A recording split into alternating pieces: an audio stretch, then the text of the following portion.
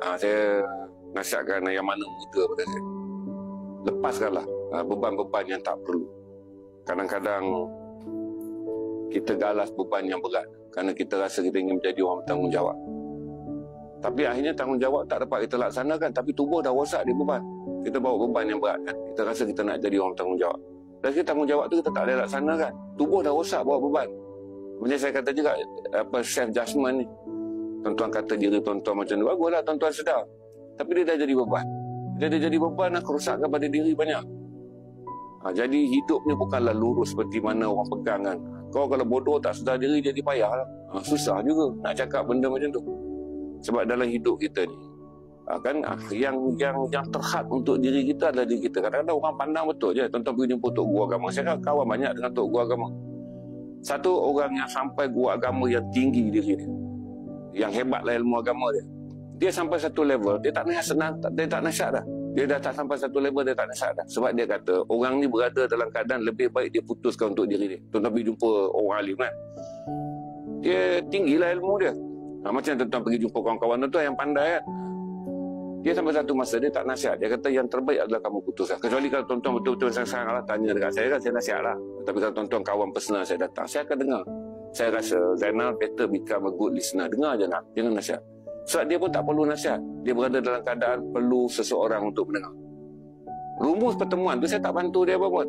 Jadi mendengar itu adalah satu proses yang bagus. Di dalam diri kita ni kadang-kadang adalah banyak benda yang kita dengar je lah diri kita better kan. Aku tak betul macam ni, aku tak betul macam tu kan. Kita dengar, kita kena dengar lah. Tapi tak payahlah kita tekan diri pula. Tak kena berubah, besok kau kena macam ni. Dah jadi konflik pelik tuan-tuan. So saya pun ada alamiah juga kadang-kadang berkelahi dengan orang dalam TikTok ni apa semua kan. Saya menyesal lah 5 minit. Lepas tu esok saya kata hidup kena jalan. Saya tak boleh berhenti lepas tu tutup live 7 hari. Nak pergi masjid doa, ya Allah ubahlah diri aku apa semua. Sebab ada banyak benda yang saya rasa ni is a daily problem. Anda boleh memikirkannya, tapi hidup esok jalan lagi. Kadang-kadang saya beritahu dekat tuan-tuan ada hari bodoh. Saya sebab pernah kata satu hari saya jadi bodoh apa tak jadi. Saya ingatkan saya bodoh tak hari-hari. Saya sampai satu level macam isteri saya. Sebab isteri saya ni dia besar sebagai anak polis. Umur dia 20 kahwin dengan saya. Dia membesar dalam tangan saya lah sampai sekarang umur dia 51. Jadi isteri saya ni dia nak space tau. Dia nak space dengan merasakan kata aku isteri kau tau. Aku bukan student kau, aku bukan kau punya pekerja. Jadi cerdik dia saya kena ikut lah. Pasal hak cerdik pada isteri tu dia tak sama macam hak cerdik pada pekerja. Jadi isteri saya ni kadang-kadang dia nasihat saya iyakan lah walaupun tak makan dek saya iyakan. Kadang-kadang nasihat tu bukan saja saya kena iyakan, saya kena ikut. Saya kena ikut sebab itu saya kata tadi kita panis je, kita bodoh. Ada je benda-benda yang isteri saya suruh saya buat. Bagi dia dah kena buat. Dia katalah dia ajak begini-begini kan. Yang untuk saya ni tak payah buat lah benda tu. Untuk saya tak payah lah. Tapi saya tak boleh nak panis pasal rumah tangga ni dia ada satu keadaan di mana suami kuasa dia bukan pada cerdik. Suami ni kuasa dia bukan pada kuasa. Dia ada juga kuasa dia pada mengalah. Mengalah tu jadi cerdik. Sampai 3-4 tahun saya mengalah banyak. Sampailah isteri saya rasa macam jadi kesian lah. It take years lah. Kalau tidak kita akan bergaduh. Kita akan bergaduh kan. Isteri kita sentiasa nak nasihat kita kan, dia ada role. Dia ada role. Macam kelab bola lah. Kan ada minat time kalah dia buat macam mana dia tak main. Kita duduk padang kita kau turun. Kalau kau boleh score kau turun. Aku bagi kau penalty je.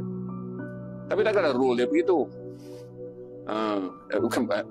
Saya fikir kata yang tadi saya balik pada soal merasa diri bodoh. Jangan panik je. Saya jumpa banyak orang. Saya kata ya Allah kamu ni rosak bukan kerana dunia telah pun menghukum kamu. Kamu rosak kerana kamu yang menghukum diri kamu. Banyak orang macam tu. Banyak orang putus cinta tak apalah. Memanglah kamu telah kehilangan seorang perempuan. Tapi dunia tak berniat untuk membunuh kamu kerana seorang perempuan pergi. Ingat kan kadang-kadang kita putus cinta. Memang betul lah seorang perempuan telah meninggalkan kita. Tapi bukan itu dunia nak buat untuk kamu. Yang kamu nak pergi seksa diri kamu seolah-olah dunia berlaku tidak adil pada kamu. Kenapa kamu handsome, banyak duit apa semua, tapi perempuan tu tak nak kamu. Lepas tu kamu ambil self punishment dengan hanya kerana seorang perempuan atau tadi berasa bodoh tadi kan. Hanya kerana berasa bodoh tadi. Kamu ambil nak hukum jadi berat-berat. Saya pun fikir kata bolehlah luka 2-3 hari. Bolehlah menderita, bolehlah. Tak apa kecewa semua hidup. Tapi nak menderita tak betul kot. Bolehlah kecewa. Seumur hidup kerana merasakan bahawa dia patut kita miliki.